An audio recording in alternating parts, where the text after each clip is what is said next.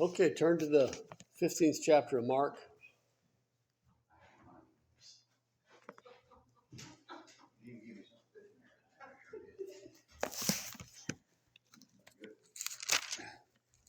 Mark chapter 15. We stopped at verse 22.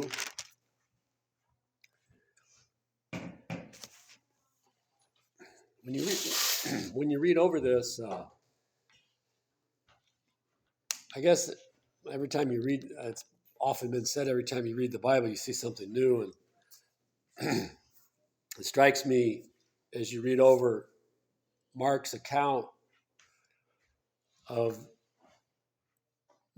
the life of Christ, and particularly since we're studying in this part of it with the crucifixion, how matter of fact it is. There's not a lot of details, not a lot of explanations. If we knew nothing else about the Bible, this is all we had, it is indeed a sad story. The Bible is a progressive revelation. That means as we read it from Genesis on, we find out more. So it's like the term grace. If Noah found grace in the eyes of the Lord, if that's all you had, you would have some understanding of what it meant for God to have grace. He saw Noah through the flood and all the things he did for Noah and his family. But then you get into the New Testament and grace is used a lot more. So you get more information. So we're not saying that somehow the earlier mentions or the Old Testament is false or wrong. No, it's just more information's added. And when you read Mark's account of Jesus' death, there is no explanation to say, this is good news for you. It's not there. If you read Matthew, Mark, Luke, John, I suppose John gives us more hints about a coming life, a spiritual change, a born again. Jesus talks about that with Nicodemus. But in general, the Gospels, that wasn't the point. The point of it was to relay what happened when Jesus was on the earth and lived his human life. So here in Mark particularly, you don't get a lot in that regard. People that read the gospel could easily walk away and say, what's it mean to me? We know so much, and we're so used to this that we think when we see Jesus die, so well, that's, he died for my sins. But the Bible doesn't actually, here in Mark, say that Jesus was dying for anyone's sins. He was just dying. We read that into it because we know later on from what it says in the letters to the churches,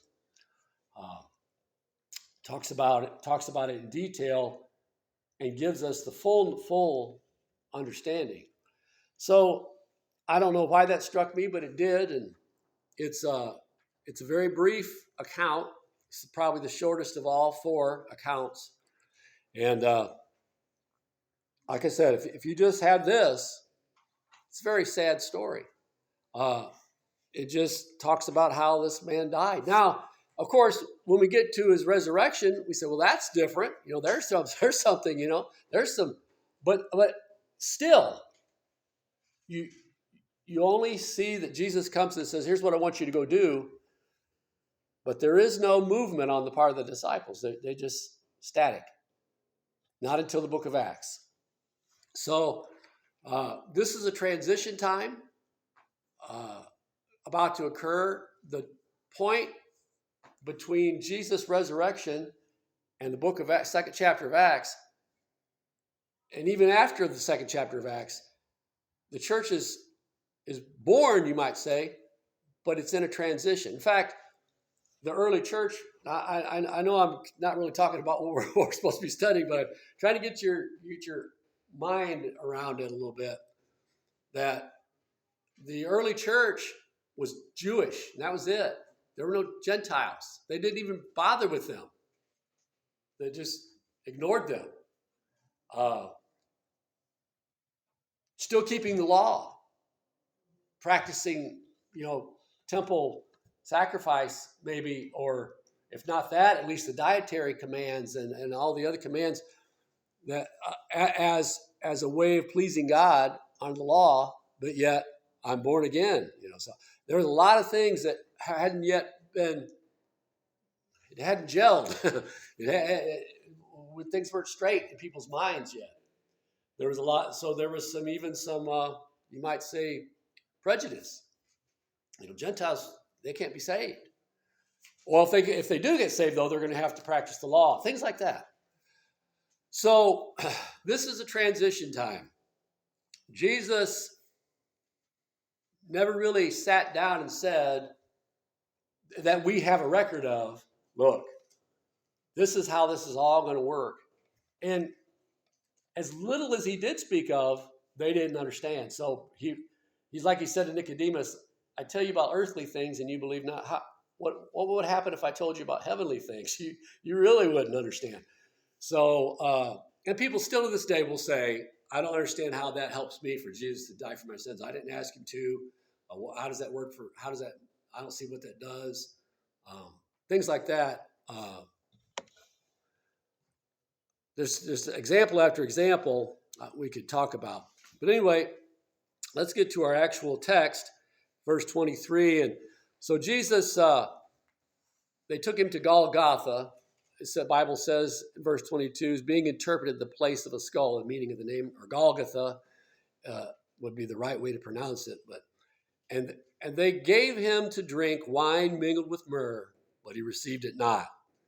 That is to say, they were giving him a painkiller, but he wouldn't take it. I've heard it said that this was because Jesus wanted to feel all the pain. I don't know about that. That may well be true. This Bible simply says he refused it. He would not take it. Verse 24, and when they had crucified him, they parted his garments, casting lots upon them, what every man should take. And it was the third hour, and they crucified him. Very, very brief, isn't it? It's not much.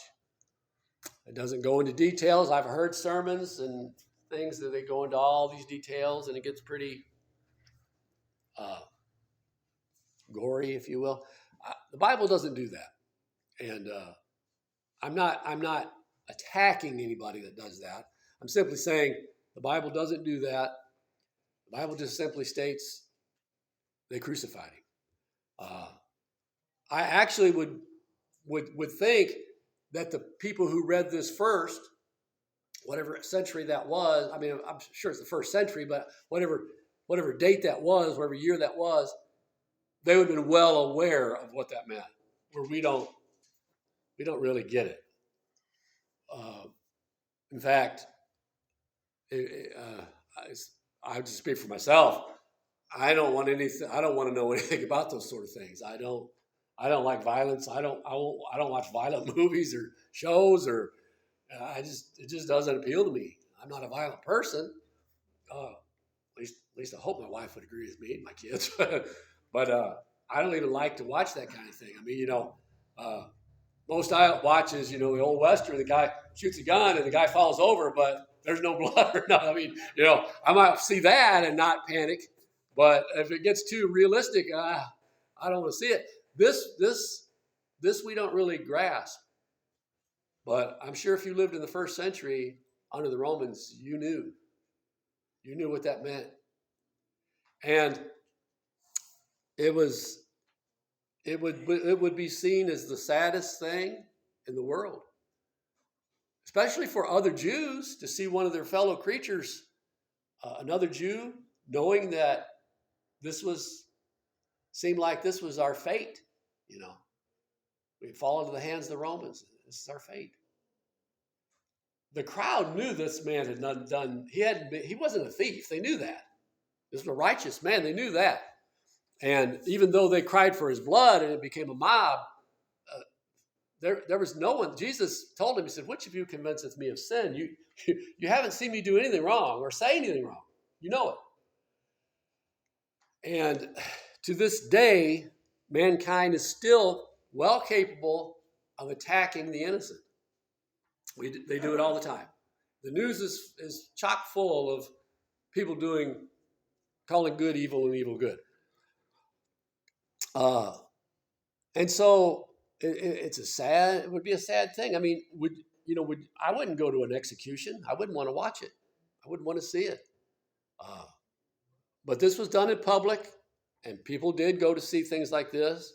People did watch it, and particularly his enemies, but even some of his followers. And 9 o'clock in the morning, the third hour, that's our best guess at what that means. That a day would be from 6 to 6 in the morning to 6 in the evening. The 12 hours of the day, then there was 12 hours at night. So 9 o'clock in the morning was the third hour, that we think. And they crucified him. And the superscription of his accusation was written over the King of the Jews. Superscription, super means above, so they put this over his head, the King of the Jews, in large letters so everyone could see it. Probably not meant as a compliment. There's other accounts of this where the Jews argue about it. Pilate says, what I've written, I've written.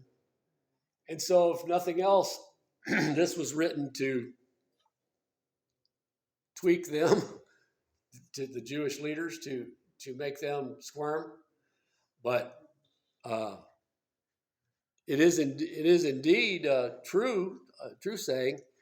With him they crucify two thieves.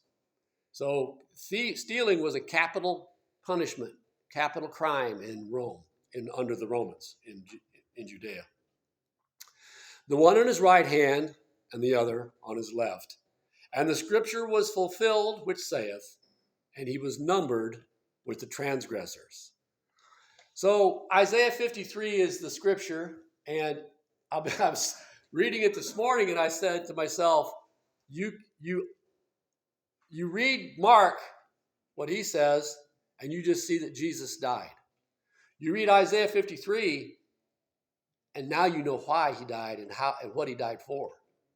So actually the prophecy would be clearer as to what his death really counts for than this actual account. This actual account is not, like I said, it wasn't written that way. I'm not saying there's something wrong with it. That's not what I'm saying at all.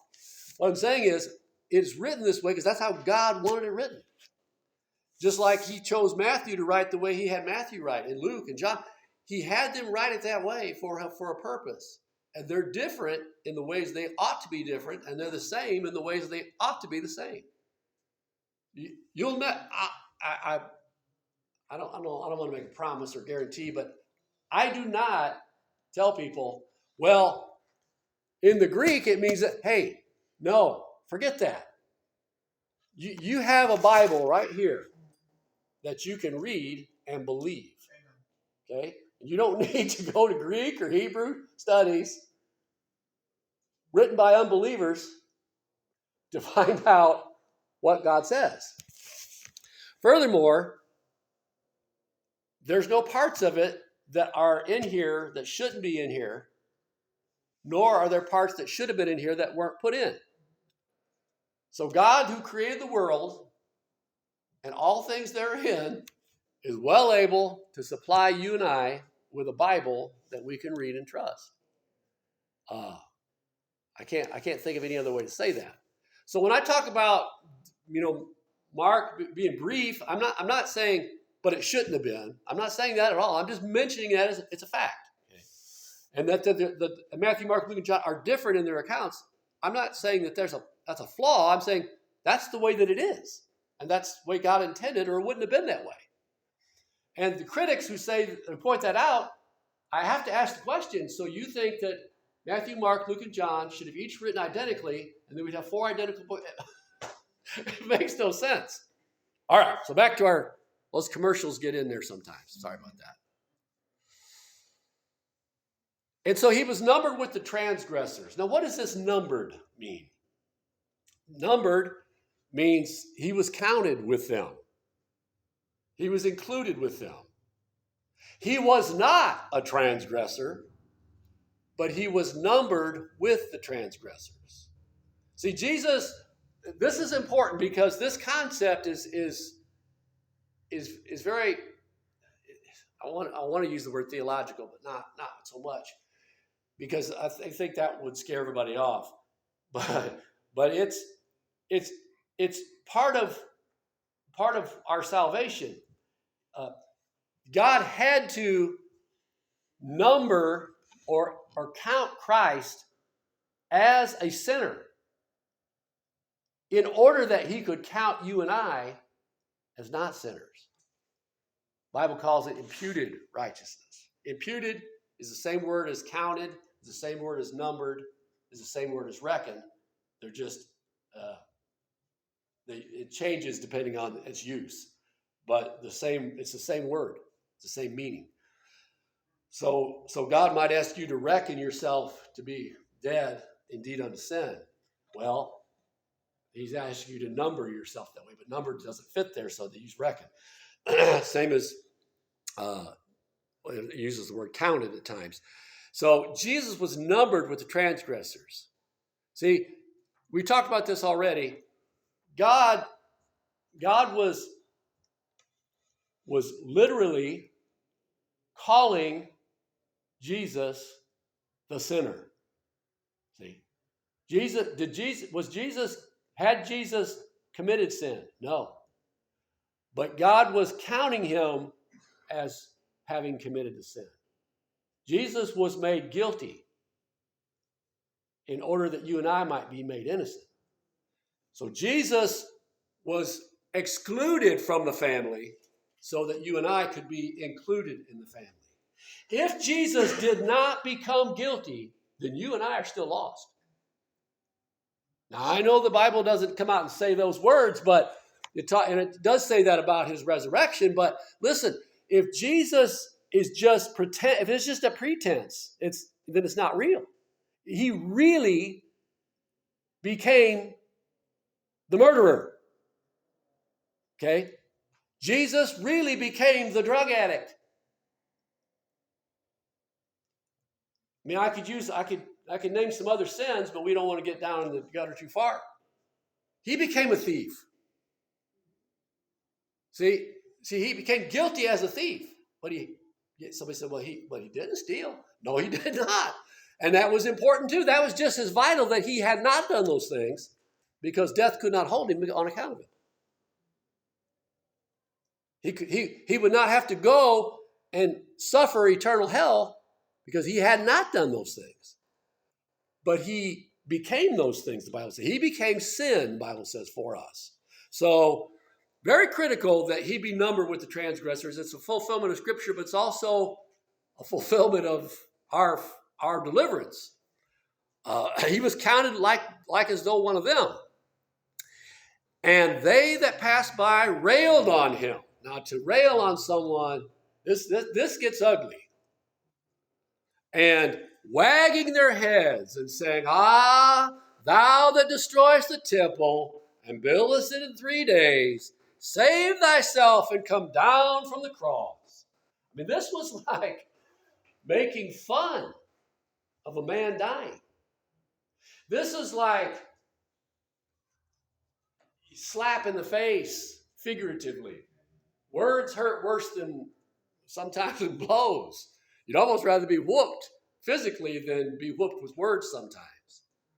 Oh, look at him now. They're wagging their heads. I mean, this is not like actual sorrow or like, I'm sure there were people there who were wagging their heads thinking, this is terrible, But these people that's not what this was. See, they railed on him. That's the context of this reaction. If there were others there who felt sorry because one of, good old Jewish kid from Nazareth, the Romans they're so awful the way they do this. Wonder what he did. But these, they railed on him, so they knew who he was and knew that the things that he'd said, and it aggravated them. And now we're getting even. Now see what you did. See how it's turned out for you? Ha ha! They railed on him. They're blaming him. And they say, it's your own fault that you got into this. Now we'll see what you do. The Romans got a hold of you now. Come down from the cross and save yourself. If he comes down from the cross, nobody could get saved. He can't save anybody if he comes down. Likewise, also the chief priests mocking. So when they rail, they mock. They make fun. Said among themselves with the scribes. So they gathered a group beneath the cross, and they're looking at him, but they're looking at each other. This is all out loud. He saved others. Himself he cannot save. In other words, the Romans got him now. He's nailed to a cross. Now look where he's at. This is about as low down as you can get when you know this man had healed in your presence and had cast out devils in your presence and had opened the blind eyes and had healed the withered hand in your presence, and you say to yourself out loud, he saved others, but he can't save himself. You're getting down into the depths of depravity now. I mean, there's thieves hanging there, but they aren't this low down. Barabbas was an insurrectionist and a murderer. He isn't this low down. This is to stand there in your robes and in your finery, and you witnessed his miracles, and you say, now look at him. I mean, we don't think that we're that bad as sinners. But when you read something like this, you start to realize how bad sinners we really are. Let Christ, the King of Israel, descend now from the cross, that we may see and believe. And they that were crucified with him reviled him. So the thieves also did. Now, Jesus makes it clear after his resurrection when he's talking to Thomas. He said, now, Thomas, because you see me, you believe. But blessed are those that have not seen and yet believe. So they say, if you'll come down from the cross, then we'll see and then we'll believe. Folks, that's not believing. That's seeing. See, you say, well, is that a pew? So I don't know. We'll have Brother John sit on it, and if it holds up, then I guess it's a pew. So I'm not making a joke. I'm just making an example that seeing, let's see. We do so many things based on trust and faith that it's difficult for us to see it, I guess, maybe, or for me to explain it the way that satisfies me, I don't know. But God is saying to us, like I heard somebody say that faith is not unfortunate. See, we talk about it and say, well, one of these days I'll get to heaven, and then it won't be faith anymore. That's all wrong. See, faith is the goal. And when we get to heaven, faith's not going to go away. Because we're going to have to trust that God is going to let us stay. And we're going to have to trust that the blood that we see on the mercy seat will hold God back all through eternity. Now, I'm not saying that we're going to be standing there trembling and worried. I'm just saying that's faith. And the gates of the city are open all day, and there cometh no night. So, should we shut the gates so people can't get? We're going to have faith. Faith is never going to end. Faith is what God was trying to bring us back to. Faith is what he had with Adam in the garden, and faith is what Adam threw off. So to bring us to faith and his whole life, 80, my dad's 87, maybe I'll live to be 87, maybe not, or however old you long will you live, this whole life of trials and temptations and troubles is to bring us to faith. And it's not God saying, well, oops. It's God saying, this is what I've been waiting for to have us. So when they say, if you come down to the cross, we believe, that will be what we might call shallow. And so until God shows me, that's no relationship. See? If your child asks you, why is the sky blue? And you gave them your best explanation, and they just blew it off and said, I don't believe that. That's an offense to you. See, that's their way of saying, I don't trust you. Now that might be our fault that our children don't trust us because we've played with them too much, messed with them too much, and pulled the rug out from under them too many times. But when you tell somebody something and they believe it, that's not just faith. That's confidence in you. In a way, it's glorifying you, complimenting you that you're telling me the truth and that I'm not doubting that. So when we believe God, sight unseen, not unheard, not unknown, but unseen. See, when God tells Noah there's going to be a flood, he gave him information. Noah knew what God had said. Now, he had never seen it, but he had information from God. Okay? So he knew something. So God's not saying that faith is unseen and unknown. He's saying, no, faith is, yes, it is unseen, but not unknown. God does give information. So these men say, if you'll come down from the cross, we'll believe. Somebody said, well, that's what God needs to do for me. And that's what how God ought to run the universe. He ought to do it like that. There would be all these people who just say, well, I have proof, and that's how I know.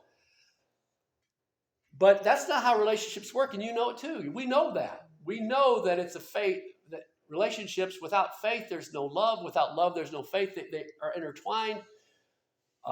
There's no richness to it. It's just seeing is believing. You prove this, prove that, this and prove that. So faith is not some sort of, like I said, I've heard it stated this way. It's a good way to say it.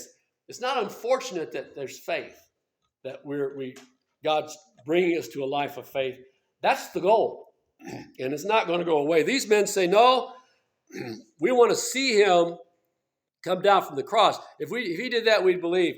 There's even a question in my mind, and maybe the mind of others, that they still wouldn't have believed, no matter what he did.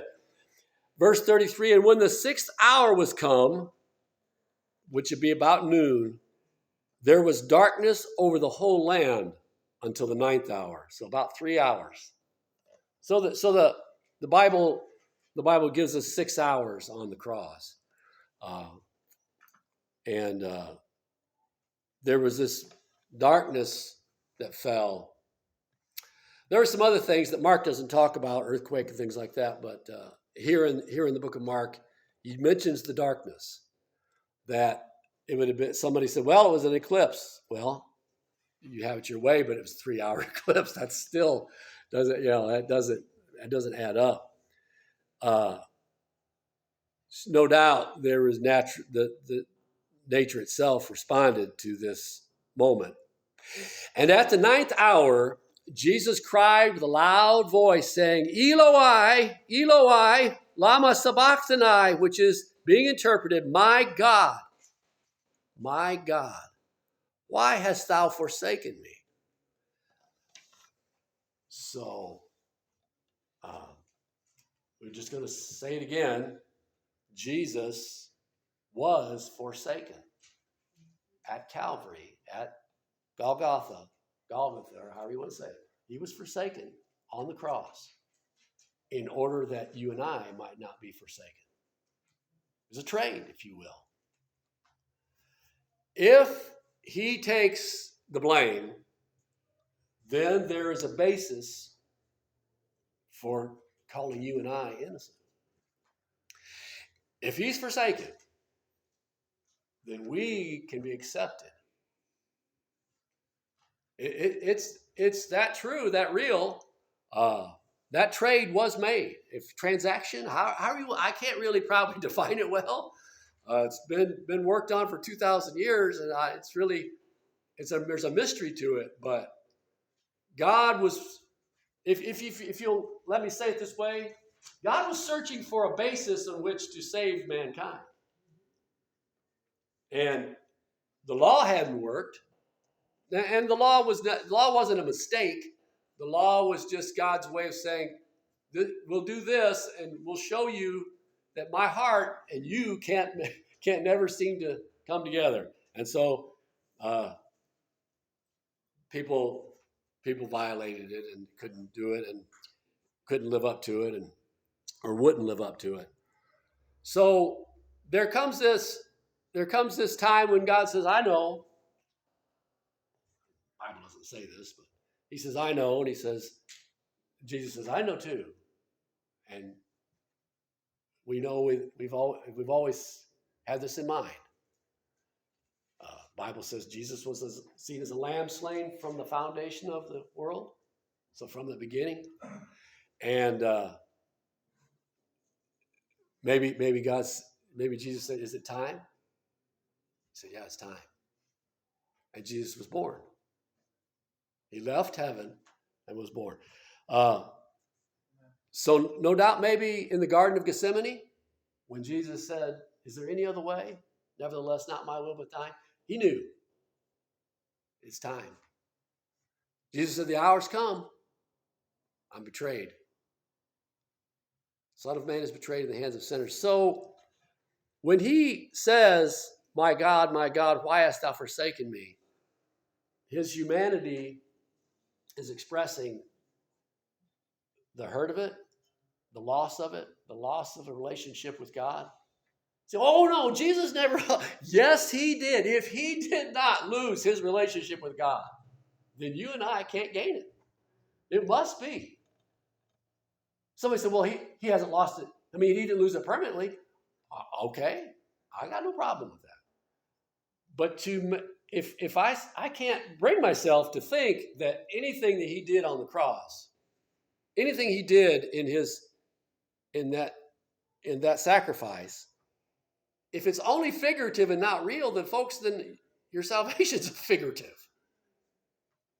In fact, that's what it's become in this modern era, is your salvation's theoretical and it's figurative and it's just a position you hold, but it doesn't do anything for your life. It doesn't change your life, which is all untrue. In fact, what's the point if it doesn't change your life? But he indeed was forsaken. And some of them, verse 35, that stood by, when they heard it, said, behold, he calleth Elias, meaning Elijah. The New Testament version of Elijah is Elias. And one ran and filled a sponge full of vinegar and put it on a reed and gave him a drink, saying, let alone, let us see whether Elias will come to take him down. So all of them, they've all got the same notion about coming down off the cross. In other words, again, they wouldn't have understood at all that this was necessary. So what they understood was, the Romans have got a hold of him and they've crucified another Jew. And the only solution for him to live would be to come down off the cross. In other words, perform a miracle. Looks like we see we're about running out of time. I hear car door slamming. So why don't we just stop there on verse 36, and then I won't be here next week. We're going to a wedding out of town. So Lord willing, the next time we get together, we'll try to pick up there at verse 37. Brother John, will you dismiss us from class?